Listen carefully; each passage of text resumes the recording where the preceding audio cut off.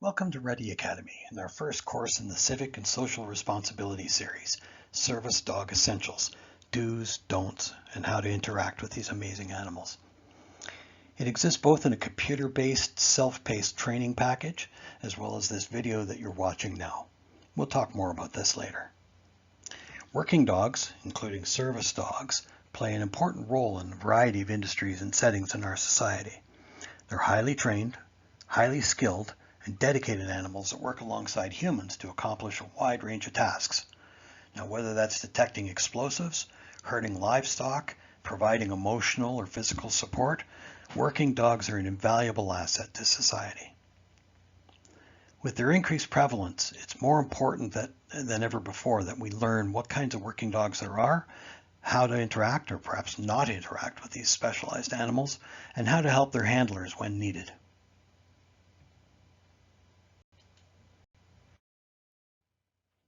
Just a quick disclaimer before we go too far ahead. Every effort's been made to assign attribution to any third-party content that we've embedded throughout the presentation. That said, sometimes it's a little difficult to get a truly definitive source or alternatively one that's particularly clear. It may be necessary to tunnel down deeper into the source slides where the material came from, and that list of sources is provided at the end of the presentation.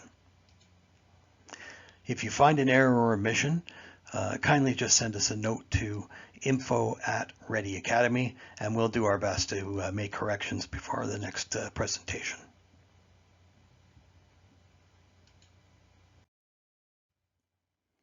So what's our objective here? Why are we having this presentation? Well, working dogs, including service dogs, play an important role in our society in a variety of industries, services, and settings, as we said earlier. They're highly trained, skilled, and dedicated animals that work alongside humans and accomplish a large variety of tasks, in some cases making life almost normal or possible for certain individuals that are having severe disabilities. Whether it's detecting explosives, herding livestock, or providing emotional and physical support, working dogs are an invaluable asset to our society, as I said before. And with the increased prevalence, it's important that we learn how to interact with these specialized animals and help their handlers when needed.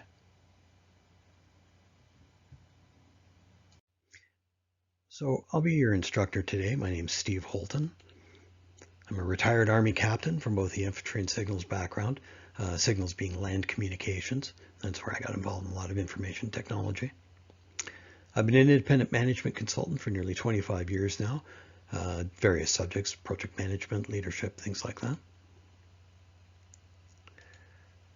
Recent medical issues that I've had have suggested that a service dog might actually be a benefit to me and help me out with my day-to-day activities. Some of those medical issues include diabetes and low sugar detection. It's not good when you have a low sugar, as some of you probably know. Mobility support and helping me with fall recovery. Seizure detection, seeking assistance when I need help, and in fact I have a bit of a story there. And lastly, anxiety support. I do have a problem sometimes where I can go into a fight-flight reaction because of the damage from a stroke that I had. And if I don't monitor myself, I can sometimes find that I'll have one of those panic attacks or reactions. Missy can detect that, or will be able to detect that. She does do it now to some degree, but as we continue to work on her training, she'll be much better about being able to alert me when there's a problem. In terms of seeking assistance, a bit of a funny story. I had a front end tire blowout last year, and I was working underneath the vehicle trying to get the jack into position. Missy was inside the van while I was working, and she was not happy because I was lying on the ground and spending far too much time there, and she thought there was something seriously wrong. So finally I let her out of the vehicle, and she laid down between me and the traffic, wanting to protect me, which is very good behavior. Not something we trained for, but something she instinctively understood needed to be done. And I was continuing to fight with the jack, trying to get it up and into proper position. Being on the ground a little bit longer, she was still very upset. So finally she ran off, and she wouldn't come back no matter how much I called her. So I figured I better focus on the van and continue to get that tire fixed, and I can find her after. Well, she came back a few minutes later, and I discovered she had stopped 8 cars brought the drivers out and brought them up to come help me with the van tire. So kind of a funny result. Not quite what I wanted, but still interesting, the logic that goes through these dogs' minds and how they try to help you and their interpretation of what will be helpful when they're going forward. Okay, so let's take a minute to talk about working dogs. These dogs have been working alongside humans for literally, in some cases, thousands of years. Their skills and abilities have been harnessed in a wide range of tasks. We'll look at some of those in a moment. There are many types of working dogs, and I have by no means a definitive list, but I do have some to show you. They've been throughout various human industries and services. The service dog is just one, albeit very important, category of working dog. But once again, there's a lot more, and not just the service dogs that we normally think of. Specifically, some of the types of working dogs that you're likely to encounter: police dogs, of course. Those are one. And it's funny, a lot of people don't think of them as working dogs, but they are. And a lot of the same rules that we apply to any working dog should be applied to them. Don't interrupt them. Let them do their task. Search and rescue dogs, military dogs or war dogs, herding dogs, the sheepdog trials and things like that, hunting dogs, therapy dogs, and of course ultimately, once again, the service dog, which is a special category in itself and is actually quite large. So police dogs, also known as canines, are trained to assist law enforcement officers in a variety of ways. They can help track down suspects, they can detect drugs, they can look for explosives, and provide protection for their handlers. It's important to note that in many jurisdictions, injuring a police dog is treated the same as injuring a human officer, with very severe consequences for the individuals involved.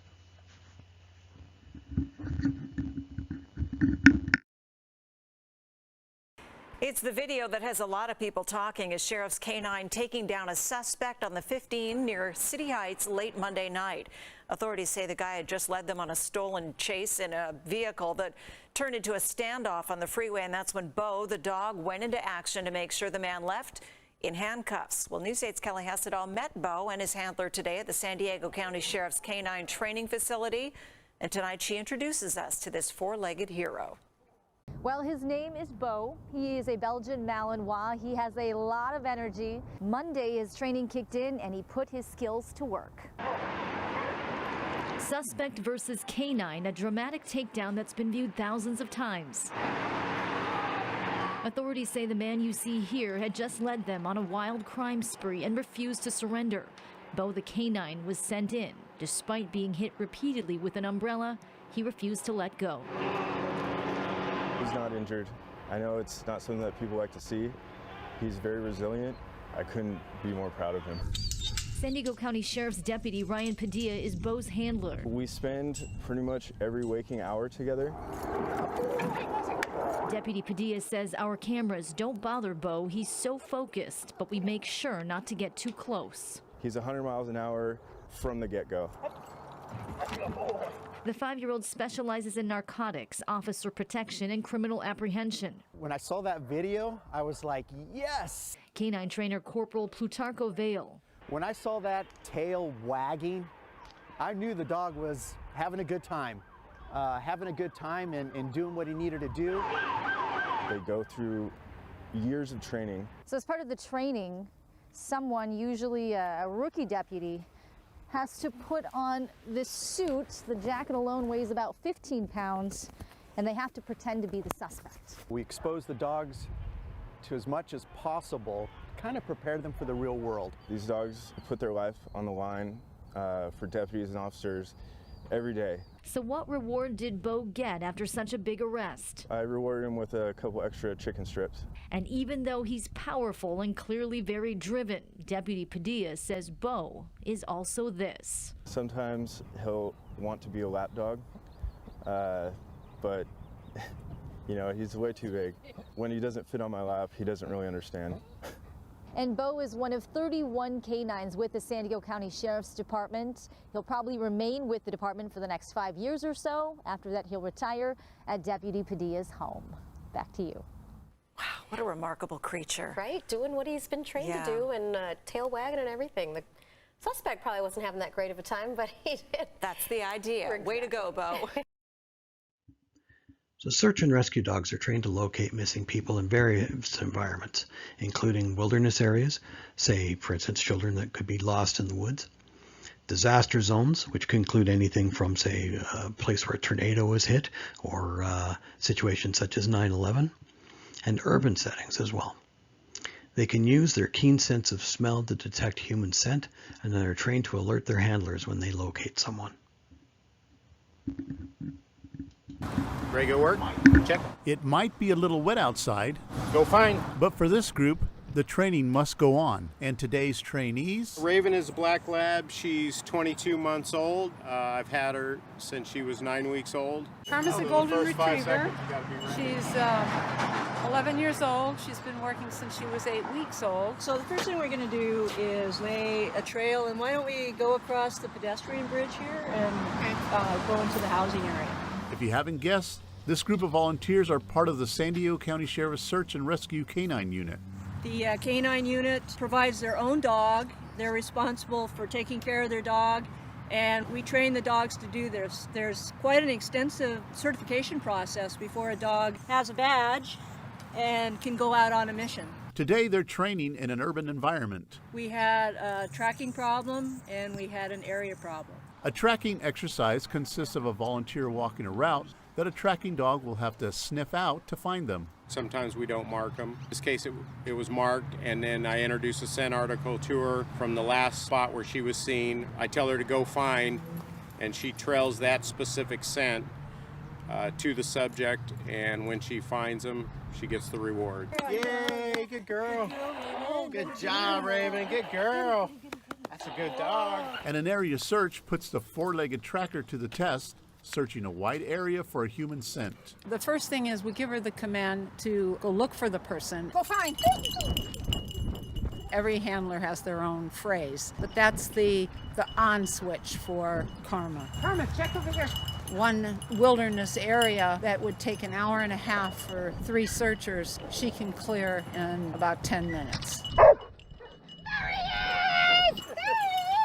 The canine unit trains about every weekend to keep their sniffing and searching skills in shape. Would you call it a success? Yeah, I mean, good training. I mean, you know, sometimes it's tough. You think she's on scent, and whether the scent got blown down or she just missed it, it's hard to say. For a dog, the positive reinforcement is what makes for a successful search dog. This is my volunteer job, but I have a real passion for it, and I can hardly wait till it's the only thing I can focus on. This is just something I enjoy doing, and I've wanted to find something that I could help out volunteer-wise, and I came across this and loved it ever since. And if you ever need search and rescue, don't hesitate to call. There's no cost to the individual for us to come out and help. And again, not only canines, but we have a whole team, search and rescue, ready to deploy and help somebody if they need us. Good job, good job. That's a good girl. That's a good girl.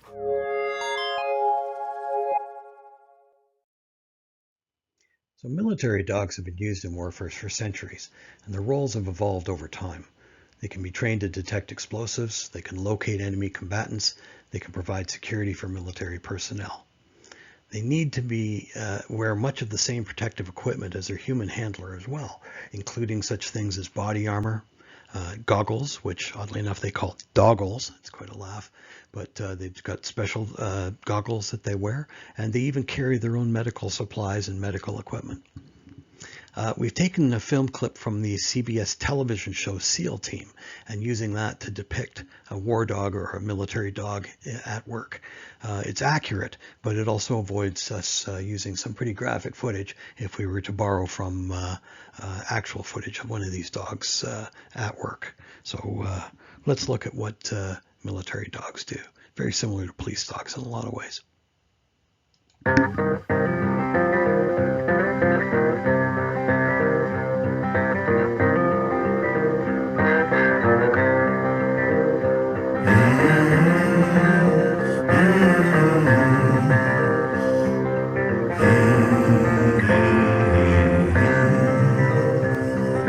Hear the devil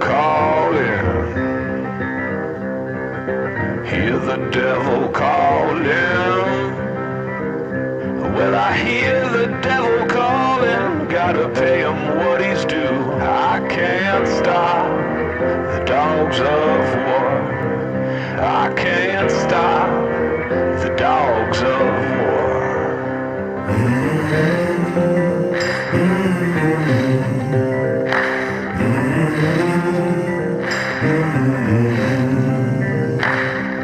See the fields burning.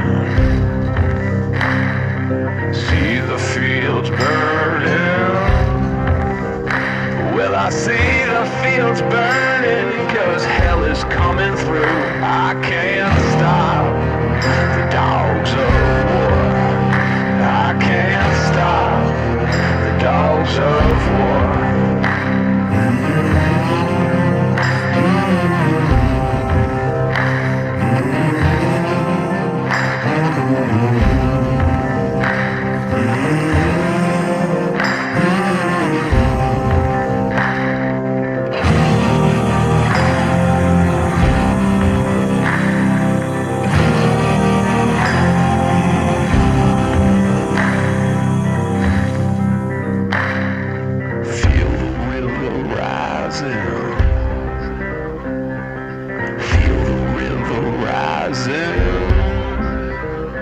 Well, I feel the river rising, devil's coming up for you. I can't stop the dogs of war. I can't stop the dogs of war.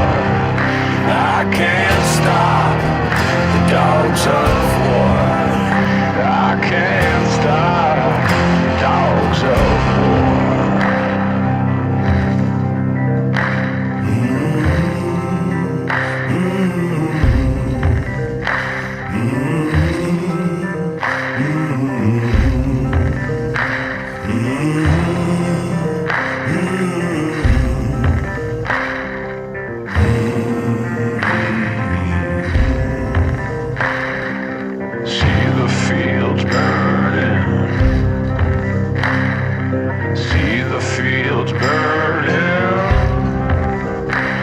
I see the fields burning, 'cause hell is coming through. I can't stop the dogs of war. I can't stop the dogs of war.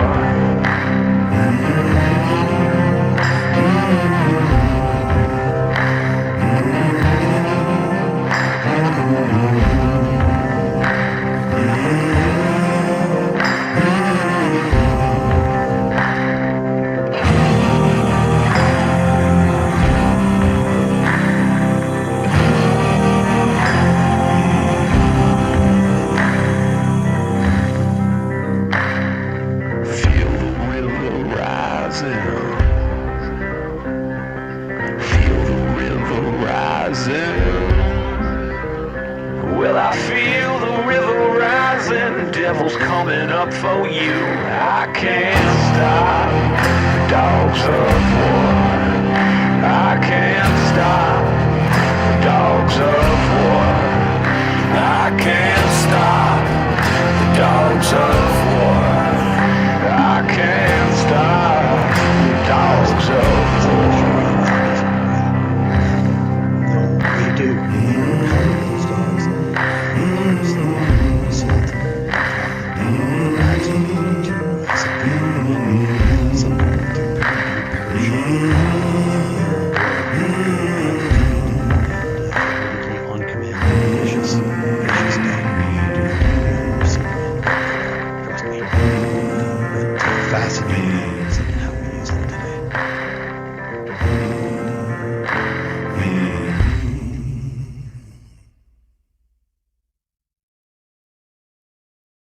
So herding dogs, such as the Border Collies, Australian Shepherds, and similar animals, are bred for their ability to control livestock. They can be trained to respond to various commands and signals, and then use those to move the herd in some way as desired by the shepherd or handler. And in fact, it's such a advanced and complex set of tasks that they have annual competitions for these dogs worldwide to very much a great deal of fanfare and fame when they win. It's a very competitive industry, and once again, a trained herding dog is worth his weight in gold, as they say. Definitely a highly advanced type of working dog. So let's look at what we can learn about working dogs. Come by!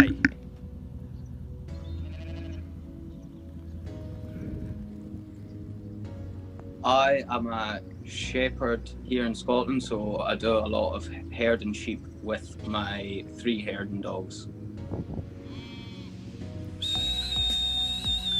The purpose of herding dogs is to really move sheep one place to another. Up, up! That'll up, up! Good girl! The relationship between the dogs and the sheep it's basically hunting instinct, except we don't have the final part of the hunt, obviously, because that wouldn't be good. But we don't want the sheep to be panicked, and that's why we control the pressure. Come by! In herding, my role is basically to control what the dogs are doing and make sure they're doing it in a calm and proper manner. Okay, lie down. So the most common commands is probably the 4 most important ones, which is come by. Your left hand flank, which is come by, your right hand flank, which is away or a way to be if you want to be proper. Lie down, lie down. And then we have the lie down command, which is the stop, and that'll do, which is our recall command. Good girl. Who's a good girl? If you can imagine a bubble around the sheep, when the dog bursts that bubble, we stop it. And when that bubble's getting too far ahead of the dog, we speed the dog up. When it comes to our working relationship, in some aspects it's totally different from having a pet, because these dogs, it's what they want to do. It's almost sometimes like an addiction. If they don't get enough work, that's when they start to act up. Everything in their instincts, and they're basically bred to do this, and they absolutely love it, and it's not really work to the dog. For the dog, this is their thing. This is their hobby, their playtime. Also, as a part of that, I guess I couldn't do this without them. We heavily rely on each other. It's not a one-way sort of relationship. It's definitely more of a partnership, because neither of us could do what we would love to do without each other.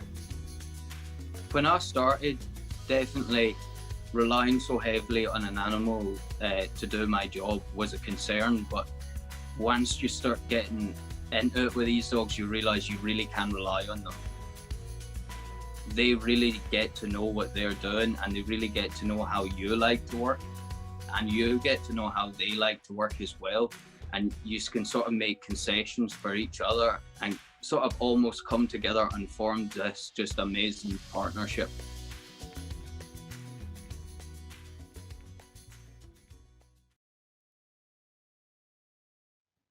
Hunting dogs, such as retrievers and pointers, are trained to assist hunters in locating and retrieving their game.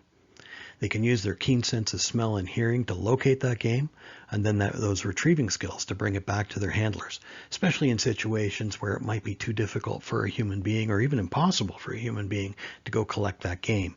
We'll see so in this video here, where a duck has been brought down and the dog goes out to go retrieve it from the middle of the pond. Now, I will warn you that this is an actual duck hunting video, and some people might find the imagery a little bit disturbing. So if you're a little squeamish, you might want to skip over this section. Let's look at how the dog can help us.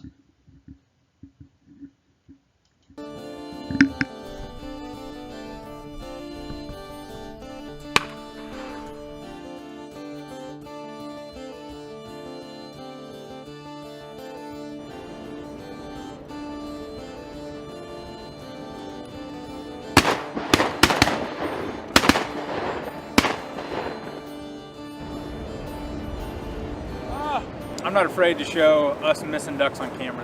That's part of it. If you're a duck hunter, I promise you, every day, every season, every week you're out there hunting, you miss. It's just part of it. Bad timing for all three of us to miss on one bunch of ducks, but you got to be able to make fun of yourself, laugh about it, and move on to the next group.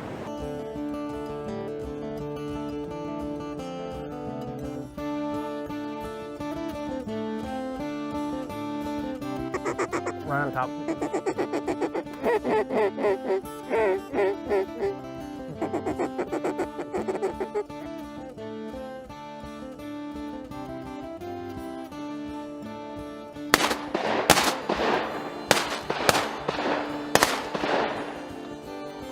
That was something there. God, was that pretty. We worked them and worked them and worked them, and they finally, 3 of them gave up. After the biggest disaster miss of a flock of ducks I've seen all year, we had a nice little bunch drop in there, and we're back in the saddle, back doing what we should be doing. When you're hunting a river like this, with such strong current and a wind to match it, you want your dog to be as efficient as possible. I've kind of got him starting to pick up multiple ducks at the same time just to get in and out of the water so we can work the next group and not worry about him having to fight it and lose energy. He's got a big enough mouth to do it and a big enough head.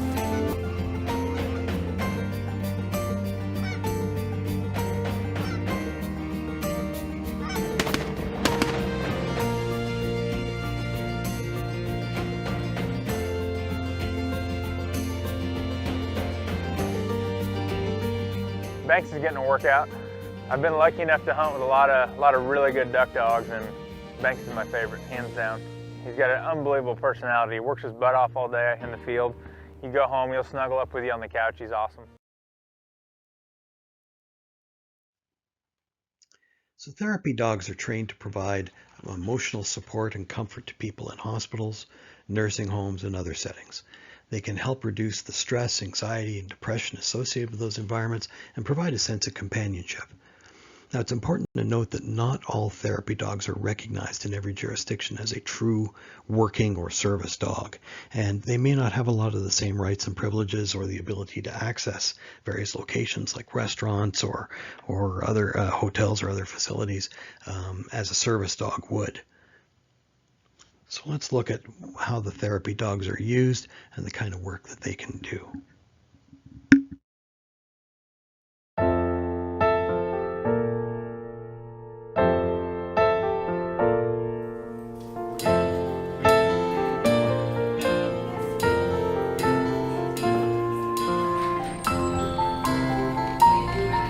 This is Sid. He's a therapy dog. He's here to... Therapy dog, he comes to visit.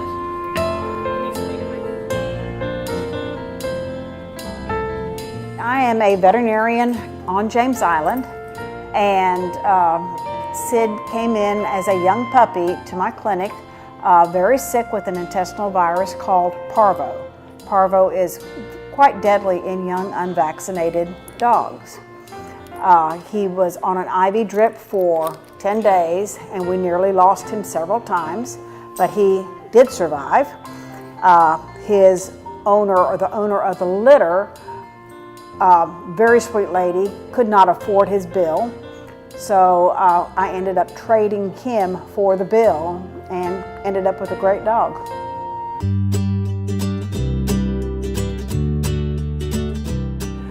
We first of all go into the room and ask whether or not they would like a visit from the therapy dog. Those that do have great memories of their own pets that they wish to get back to. So we walk him over and he will put his head either in their lap or on their chest, and they will pet him. And some people just like to visit and love on him. We actually have him go through a couple of his tricks, such as I ask him to pray for them, and he will go down on his front feet with his back end up in the air, and he'll hold that pose until we tell him amen, and then he's back up again. So that usually gets a pretty good reaction from most of the people that, hey, not only do people pray for me, but the dog does too.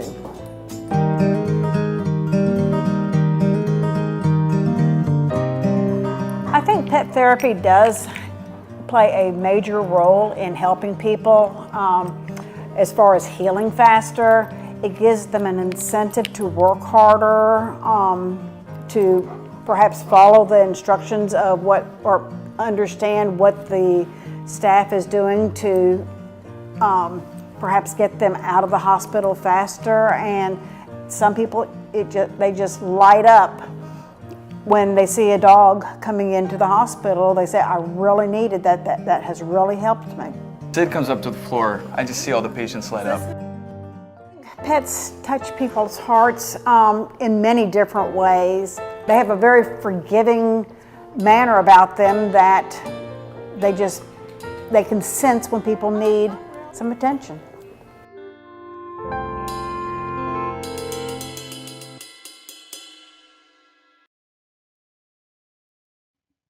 Let's talk about service dogs now. Service dogs are a broad category of working dog and a very important resource for people with disabilities. They provide assistance, companionship, and independence for their handler or partner. Different types of service dogs are trained to perform specific tasks based upon the individual needs of their handlers and depending on the type of disability that their handler has. The number of tasks these dogs can perform is immense. Obviously not all the tasks that I'll have listed for you, but they're truly amazing. Now, some of the types of service dogs include, and this is by no means a definitive list, guide dogs, helping people that are visually impaired, hearing dogs, mobility assistance dogs, a function that Missy will be performing for me once she gets a little bit further trained,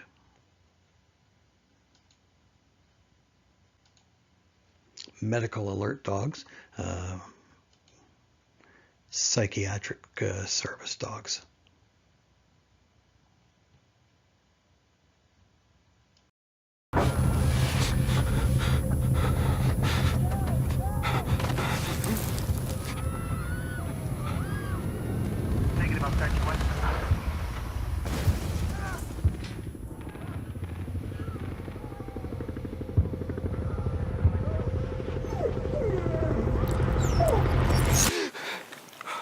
We train dogs to guide people with a trauma out of a nightmare, because we not only help people who cannot see, but also those who've seen too much.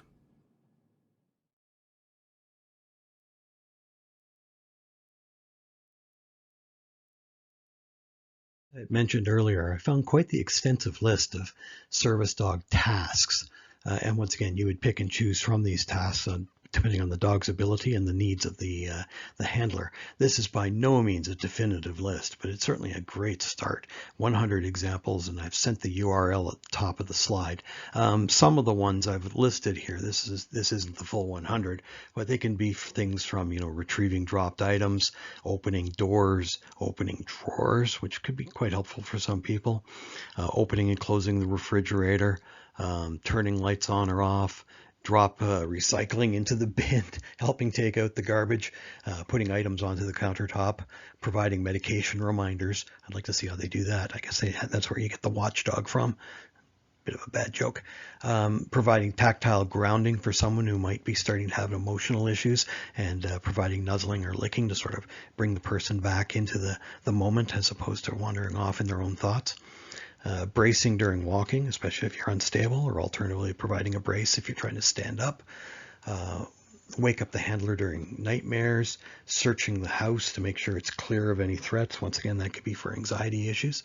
And stabilizing the handler's routine, make sure that they're staying consistent in how they do things, taking handlers to their exits, and pushing elevator buttons. Once again, this is by no means a definitive list. It's just truly amazing what some of these animals can do. And once again, well worth poring over the list if you want to see things that service dogs can do. So guide dogs. These dogs are trained to assist people with visual impairments or blindness. They can help their handlers navigate obstacles, avoid hazards by guiding them around obstacles, and stopping at curbs and stairs, or alerting them to changes in elevation. Of all the service dogs, it's probably most important that guide dogs and hearing dogs not be distracted while working. These are essentially someone's eyes and ears, and it's essential they stay focused at all times. Sit. Stay. It's my dream to help people. When I grow up, the skills I'm learning now will help me make such a difference in the life of someone who is blind. Now that I'm all grown up, I'm finally living my dream. I'm not like any ordinary pet. I'm a guide dog. I work with a blind partner, helping him throughout his day, crossing streets, navigating sidewalks, going around obstacles, and running errands. We work together to accomplish all of this. But to be sure we remain safe, I need to stay focused on my work at all times. That's why I'm trained to ignore other dogs. Stopping to play with them would be really distracting, and that could be dangerous for my partner and me. Please, help us stay safe. Remember to keep your dog away from me when I'm at work.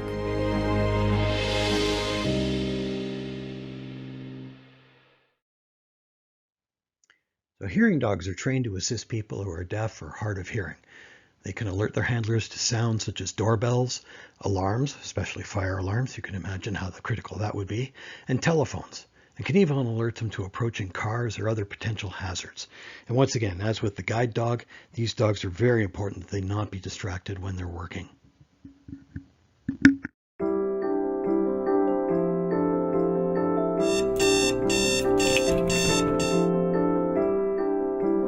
Neat service dogs and hearing dogs have a very special way of assisting clients to regain tasks and confidence levels for their daily lives.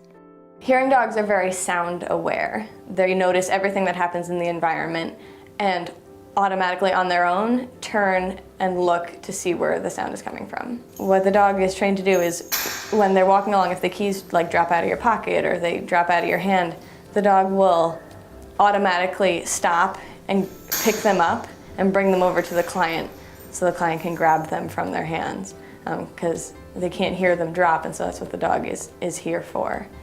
And then on the other side of that with the service dogs, they're just going to ignore that part of it. They're going to wait until they're told to pick them up. The job of all of our hearing dogs is to alert their client to sounds going off in the environment and to make sure that they are able to get to the sound.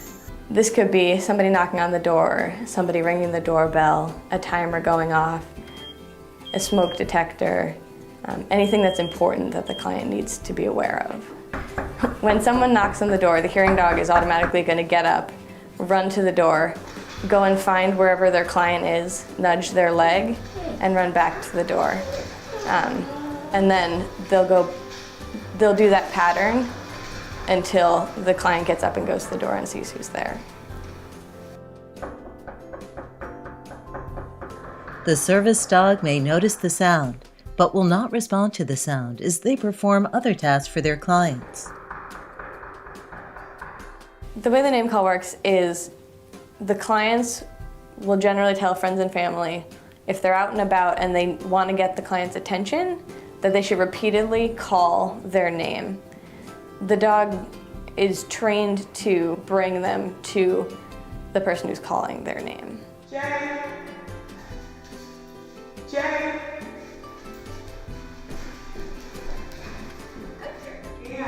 Ian!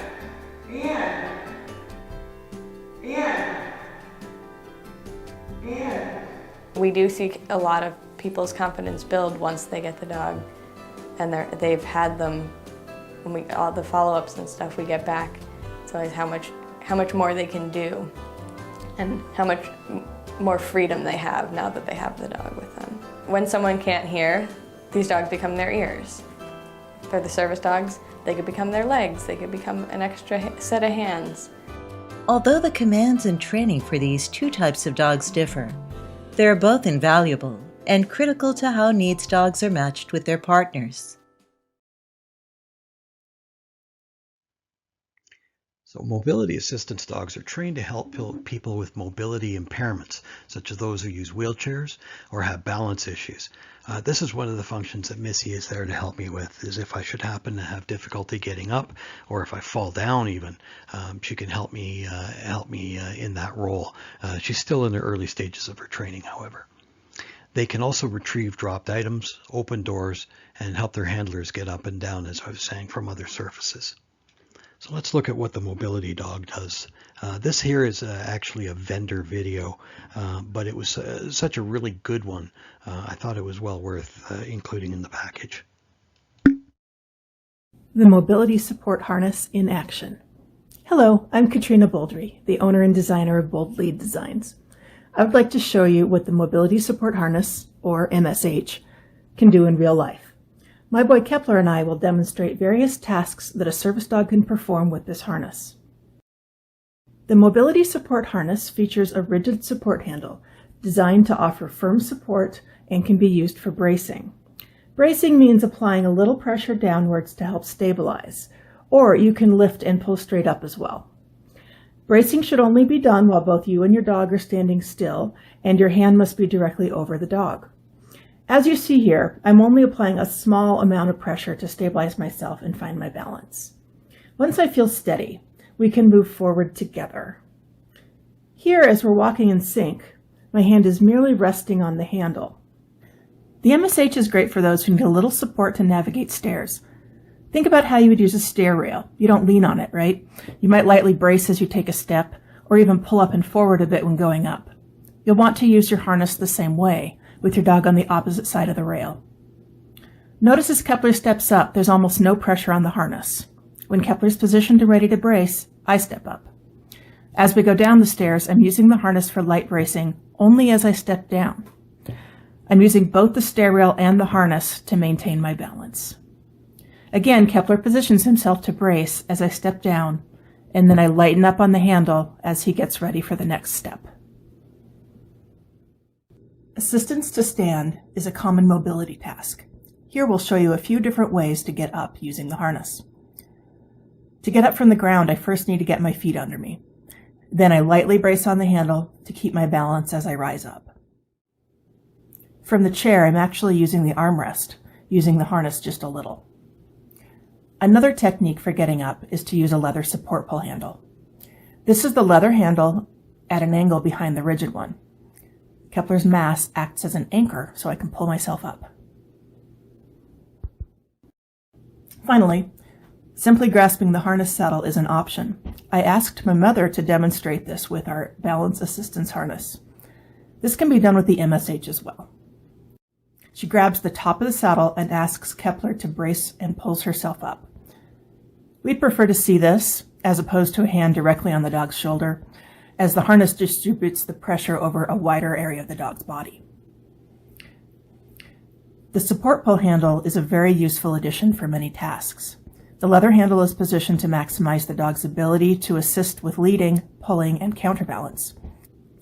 Handle pressure is distributed around his center of gravity rather than onto his shoulders, so he can offer more support with less effort. First, I'll show you counterbalance, which happens when one weight balances another.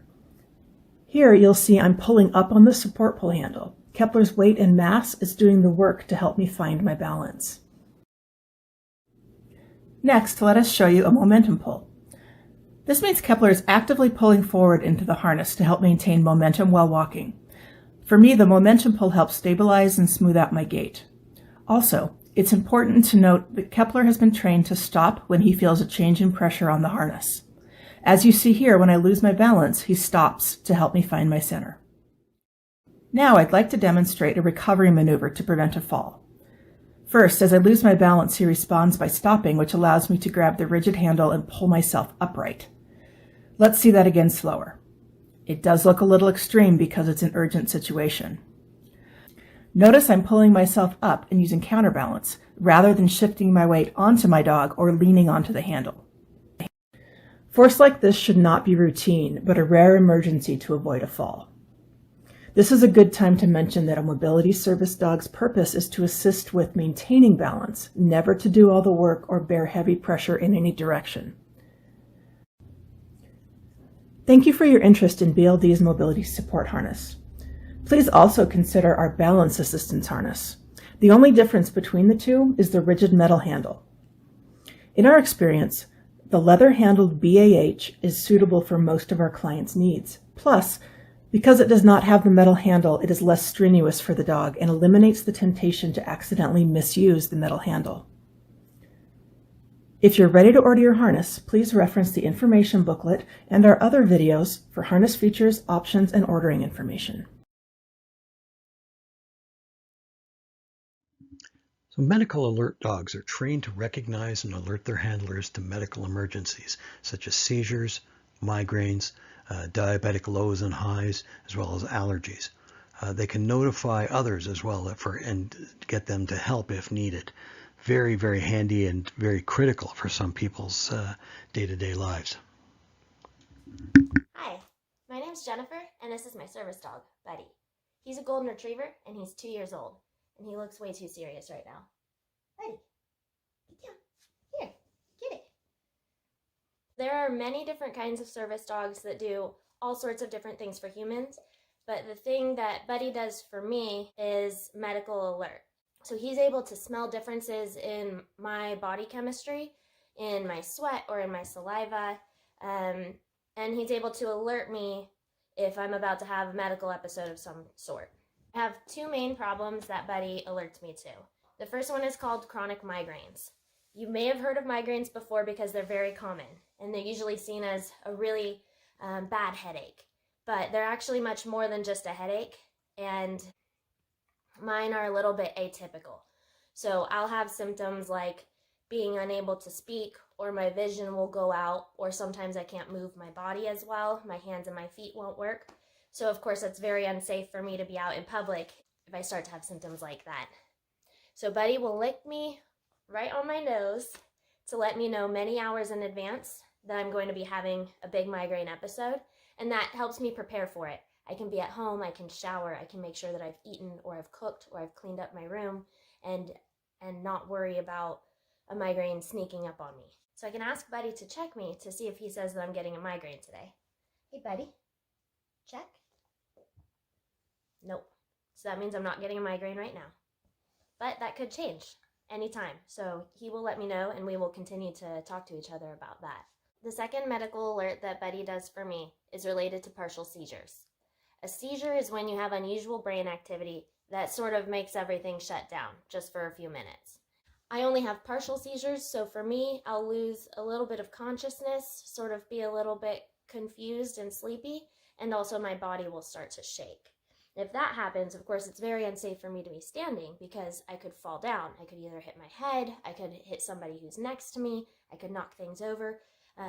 Very dangerous for everybody around if somebody faints. So what Buddy does is he will lick my hand. He's next to me at all times, and he will lick my hand if he senses that some kind of partial seizure is going to come on. And that tells me that I urgently need to make sure that I have a place to sit down. Oh, good boy. Good boy, good check. Thank you. So this is an example of an alert that Buddy does. What he did was he started licking me because I was about to start shaking. This is a very minor one because I'm still talking, but if I had been in a store and something like this happens to me, it's very unsafe for me if I hadn't already been sitting down. Once the event is happening, Buddy's job switches over to medical response. And what that means is he's responding to the symptoms that I'm having. So a couple of things he does for that, for example, is he'll lick my face so that I'll become conscious again more quickly after a seizure. Or he'll sit on my legs so that the blood will come back up to my heart, and that will help me feel more awake again. Service dogs are important because they do things for humans that our inventions just can't do yet. There isn't anything at the store or at the doctor that I could buy that could warn me that I'm about to have a migraine or a seizure. It just doesn't exist. Dogs are the only way that we can do this. And if I didn't have Buddy, then I would always have to have an adult with me. Because service dogs are so important to disabled people like me, the Americans with Disabilities Act, or ADA, allows specially trained dogs like Buddy to go into most public places. You may have even seen a service dog team before. Most service dogs in public will be wearing a vest, but they don't have to be. And when they're wearing their vest or when they're working, we call that on duty. That just means that the dog is on their best behavior.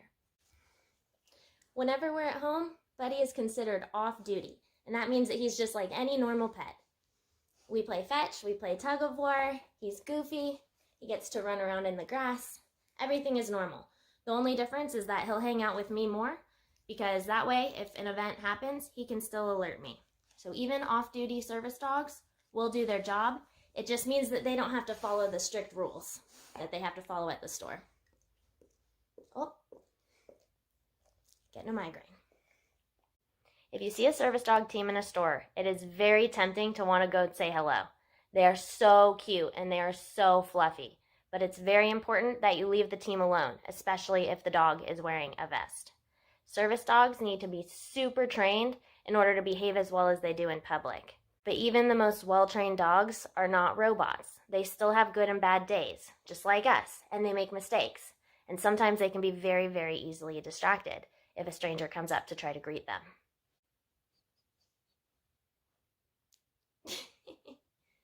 He wants to investigate. Remember, the handler is trying to manage their disability at the same time as they're managing their dog. Can you imagine taking a dog for a walk when you feel really sick? It's not fun to do, but that's what I have to do every day. And a lot of people who have service dogs don't look sick, like me. I look perfectly healthy, but I am sick, and at any moment I could become way more sick. It's important for my safety that Buddy and I are able to go to the store together and keep both of our attention on each other. That makes it so he can effectively communicate with me, I don't miss anything, and together we're able to manage my disability. And that's all I have for you today. I hope you had fun learning about Buddy and the amazing work that he does for me, and thank you very much for taking excellent care of Mr. Pistachio Krabs.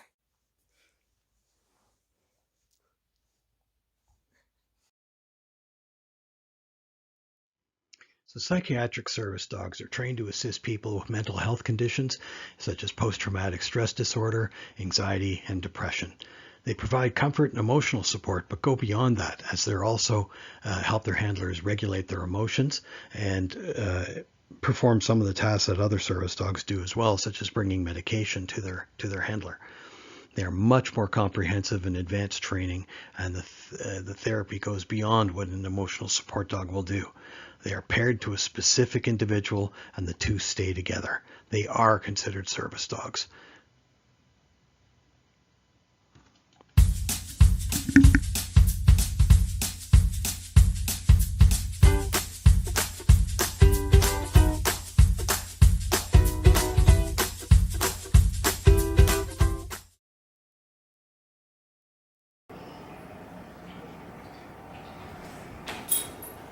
Good boy.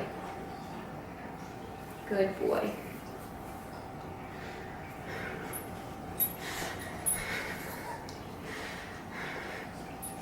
Good boy. Very good. Very good. Good job.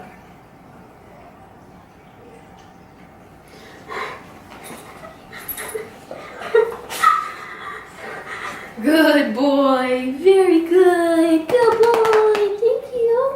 Good job, Daryl. Good job.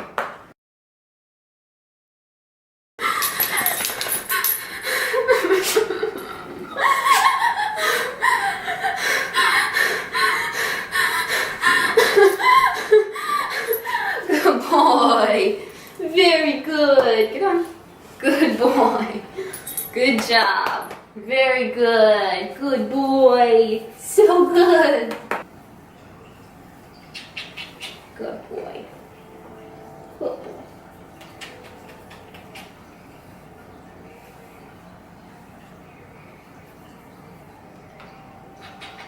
Under. Good boy. Can you move? You sit.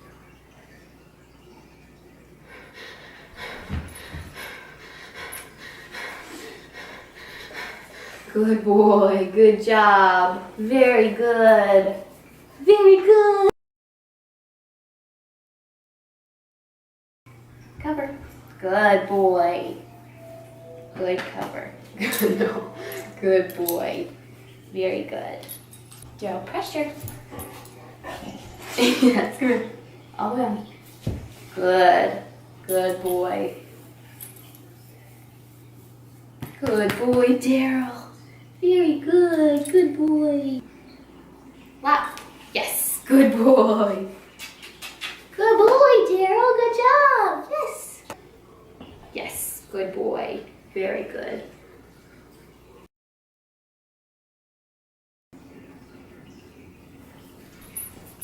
Yes. Good boy. Good boy. Good job, Daryl. Very good. Good boy.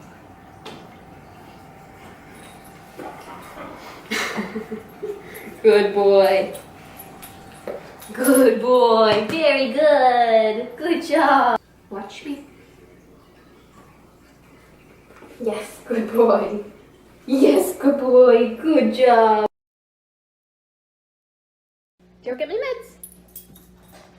Good boy. Yay, good boy. Get it. Good job, D.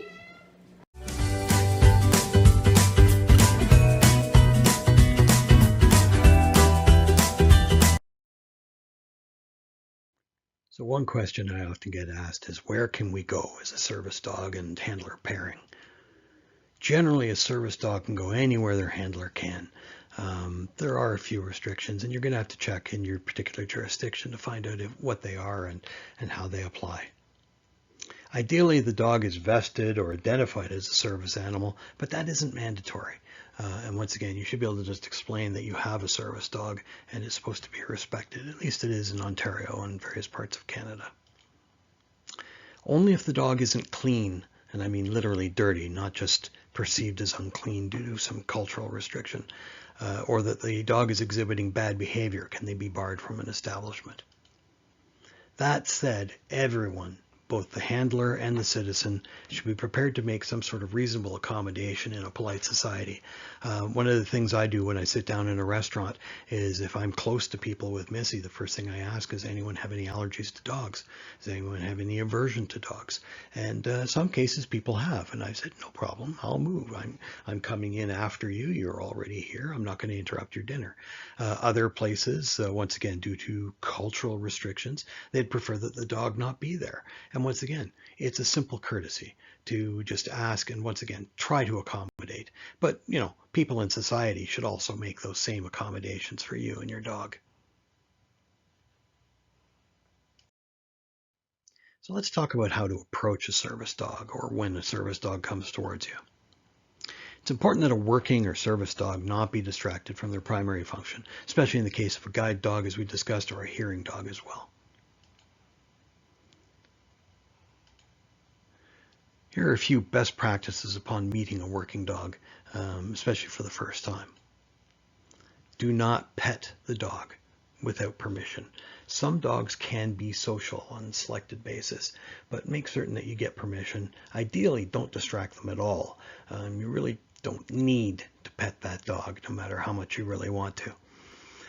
You've got to make sure that dog doesn't learn to seek out attention while they're working. That includes play and social activities like trying to play catch or shake a paw. Once again, I've not taught Missy to shake a paw. It's a cute trick, but not one that she needs to know.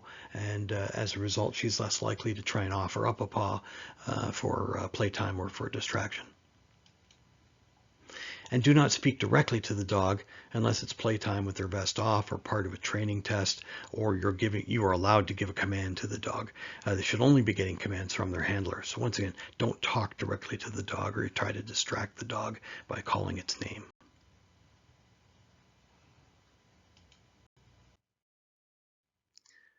Continuing with that list, do not give treats without permission from the handler, especially when working or playing. Treat food is a very powerful motivator, and it should be reserved to support training and good behavior. You just don't want to sort of be giving it away at any chance. And you really don't want the dog going to strangers and seeking out treats, or seeing that they've got something that might be of interest and wanting to try and get some from them. You really want them only taking food or treats from their handler. You may be welcome to participate in some of the dog's training or testing.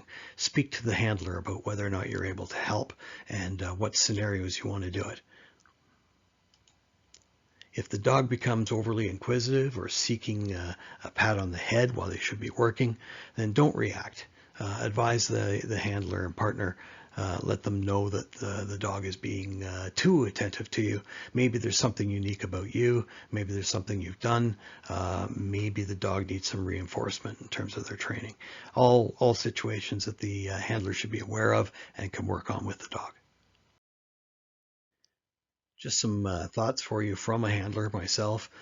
Things I've learned over the past couple of years, well, 4 years with Missy. Some of them you'll find in various lists and notebooks and so on, advising what you should or shouldn't do. Other cases, these are just things I've learned on my own. First, don't ask the handler what the service dog is for or what duties they perform. This can be terribly personal. Some people don't want to admit that they have PTSD. Some people don't want to admit that they have a seizure disorder or some other function anxiety disorder, what have you. I used to be a big burly army guy. Do I want to admit that maybe I have anxiety issues? Because I use Missy as a training aid to help people, I've accepted that I can talk about it. But not everyone wants to, and it's just not a good idea to bring that up for someone. Many people don't know service dog etiquette. Keep that in mind. So try not to get too angry if they break the sort of cardinal rules or the basic etiquette rules that I've already provided. Just politely tell them, I'd prefer you not do that. I'd prefer that you not pet my dog, or you can pet my dog, but only after I give the dog permission to be social. It's important that people be taught slowly what service dog etiquette is. Look to leverage those situations as training opportunities, even with bad etiquette. So if someone pets your dog, you could tell them, look, you're not supposed to do that, but it's okay. I'm going to put the dog back into working mode so that she knows that she's broken a rule, or that she knows that social time is over, and we'll use this as a training opportunity. There's other opportunities, such as someone could try to offer the dog a treat and you tell the dog no, but what you do is you have a better treat, and you teach the dog to come for the better treat from you, as opposed to taking something from someone else. So they still get rewarded, and they learn to use the no command or don't, and it's very valuable.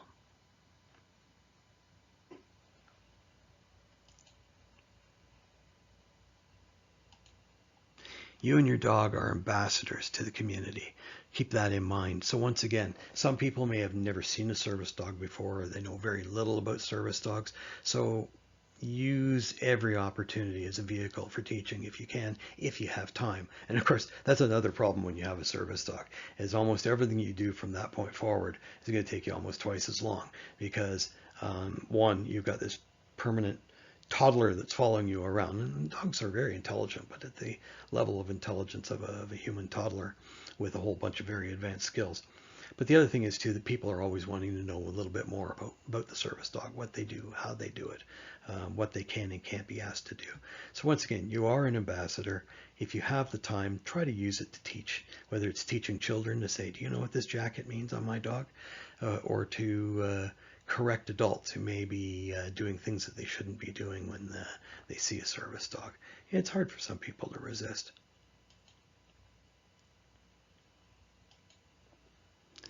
Expect to be harassed if you don't have a visible disability. I hate to suggest that you are going to be harassed, but there are people out there who will be very upset if they see that, hey, you're not blind, you don't need a guide dog. Well, no, because she's not a guide dog. People don't necessarily understand that working dogs and service dogs are a massive list of functions and services that they provide, and it's not all about guiding people. That's part of the reason why we've created this video. So once again, do expect some people to take umbrage with the fact that you have a dog and that you're using it and you don't appear to be blind. And then also be prepared for some people to seek out your advice. I actually had a gentleman come up to me with a white cane, clearly visually impaired, and he walked up to me and he says, "Can I ask you a question, sir?" And I said, "Certainly, of course." And he said, "How do I get a service dog?" Well, in my case, mine's a service dog provided through the military and the Legion. But in this particular gentleman's case, I said, well, there are ways. First starts off with a doctor's note. But even before that, I have one very important question for you. And he said, "Well, what's that?" And I said, "Well, it's clear you've got some level of vision, right?" And he goes, "Yes." "Good. So you'll be able to pick up the dog's poop." Now, it sounds funny, but imagine that a lot of people forget to take into account that that dog not only works for you, but you work for him or her. And that includes cleaning up after them, making sure that they're fed, making sure they get bathed. And if you can't do it, which is for some people not possible, and that's fine. But if you can't do those basic functions to help the dog, you're going to have to make sure you have those provisions in place before the dog arrives with you. So just a little bit of a sanity check before you go ahead with the dog, but well worth it. So let's talk about desensitization. And that's basically making the dog not respond to certain stimulus or strange environments or situations. Some of the dog's training will be specifically geared towards giving them exposure to new situations, loud traffic, room full of people, elevator rides, etc. And they're helping them desensitize to situations where they would be working. Imagine police dogs have to be trained to not panic when they hear gunfire. Same thing with military dogs, not to panic during explosions or artillery strikes. It's difficult but necessary. And the same is true for civilian working dogs as well. These kinds of environments or situations that these dogs are going to encounter could include the following. Being downtown near noisy traffic, loud buses, motorcycles, trains, etc. Missy, when I first got her as a puppy, was quite terrified of motorcycles noises and buses. Buses because they hissed like giant metal cats when the doors opened, which you can imagine a cat spitting in a door, pneumatic door opening, very similar sounds and very scary for a puppy. So we had to get her through those as well. Being intentionally approached by strangers. You can actually ask people, if you know your dog's not going to bite someone and not going to panic, you can ask someone, would you approach my dog and try to pet her, see how she reacts, and get someone that she hasn't met before and someone that you know or at least knows you well enough to trust you and your dog. And once again, teach your dog to respond positively, or at least not negatively, maybe not positively, but not in the negative either, to being intentionally approached and given unwanted attention by a stranger. Meeting people with unusual devices and appliances. Missy used to stare when she saw people in wheelchairs or people in walkers. She found it very, very unusual, something strange about them, and it caused her to pause. It's okay. Curiosity is fine and it's normal. But what you want to do is desensitize her to those curiosities and make certain that the dog is able to carry on with their primary task once they've gotten used to the idea that there are some people out there with some extra legs and some wheels and a few other things that they do. And it also makes certain that the person on the receiving end of the attention isn't unnerved either. And then finally, meeting people in uniform. This is another one that I think is absolutely critical, or ones associated with unusual smells, functions, etc. I used to go to the hospital, and there was one of the largest human beings I have ever seen. I mean, physically just immense. And I used to work with paratroopers, and this gentleman was one of the security guards.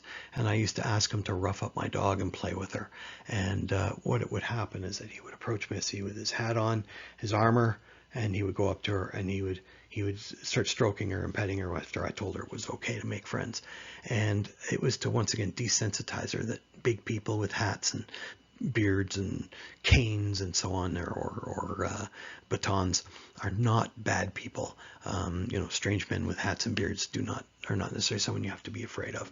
And it helped a great deal with their desensitization.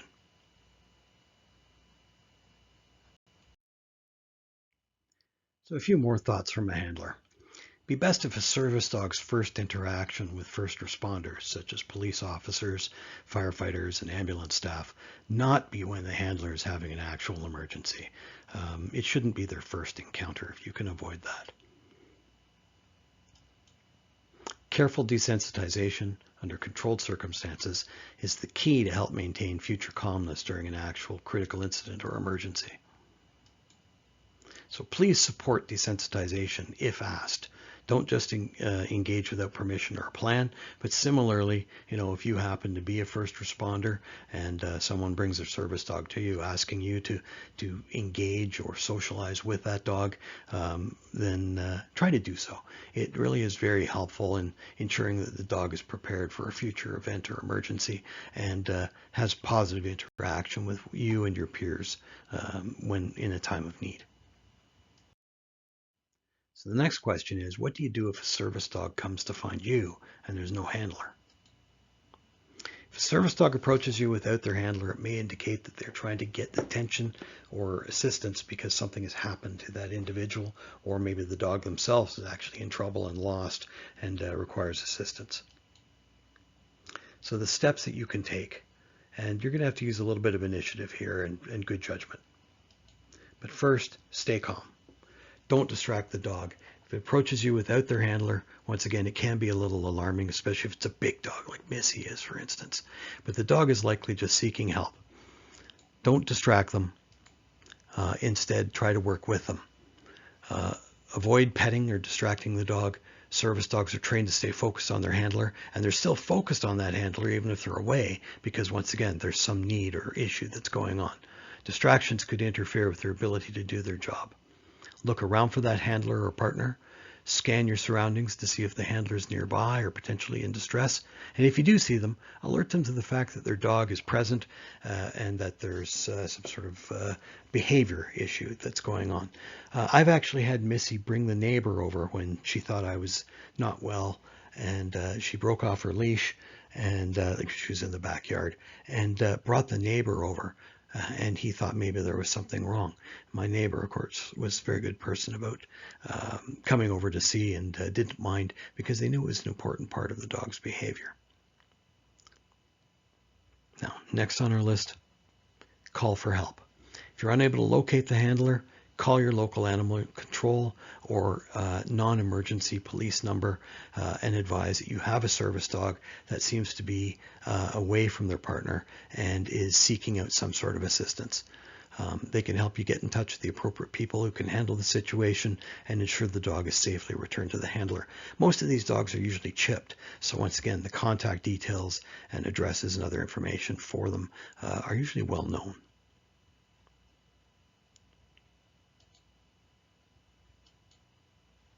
Provide assistance. Be careful not to interfere with the dog's primary function, but once again, if possible, ask the dog to lead you to their handler and see if you can get the dog to help you. And then lastly, stay with the pair until help arrives, or that you're assured that everything is okay. Maybe the handler still needs some assistance, so even though you're with them and the dog, once again, stay with them, give any other assistance they may need until either police or ambulance or a friend and family come by to help them carry on. In some cases, for instance, a diabetic who's having a low sugar issue, maybe you have to be with them and help them get some juice or some candy to deal with the low sugar event. You don't want to leave that individual out by themselves. So be a good, responsible citizen and assist in any way that you can, and it'll be help everybody. So with the increased prevalence of working dogs in our society, once again, it's becoming essential that we all know how to interact with these dogs, or more importantly, how not to interact, and to assist their handlers when needed. Few key points to remember, of course. Assuming my slides will go forward. This is not good. So don't interact with or otherwise distract the working dog unless given permission or it's a part of a training activity. And that includes petting. Do assist and follow a working dog that's unaccompanied by its handler, but once again, do not interfere if they still appear to be on task. And lastly, assist with training if invited by the handler and you're not intimidated by the working dog. That's especially important because if you're intimidated by the dog, but you still want to try and help out, the dog can sense those pheromones of fear, and once again, might have unpredictable reaction. So it's something you want to keep in mind. So this concludes our course on Service Dog Essentials from Ready Academy. Thank you for joining us, and please come to the site and see if there's other courses or materials that you might be interested in, whether it's static videos like this or actual computer-based training packages and other services that we have. Speaking of which, we'll go through them. So if you or your organization needs training materials, could be just for personal activities for a club, could be because your product line at your company needs it, it could be because your corporation requires to do refresher training, we can help you with those things.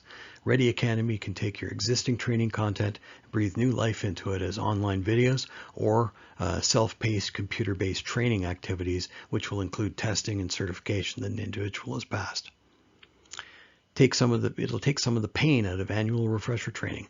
Everyone trains and tests when they need to, not just when they're all available. Once again, you won't have to set up classrooms or other environments for them.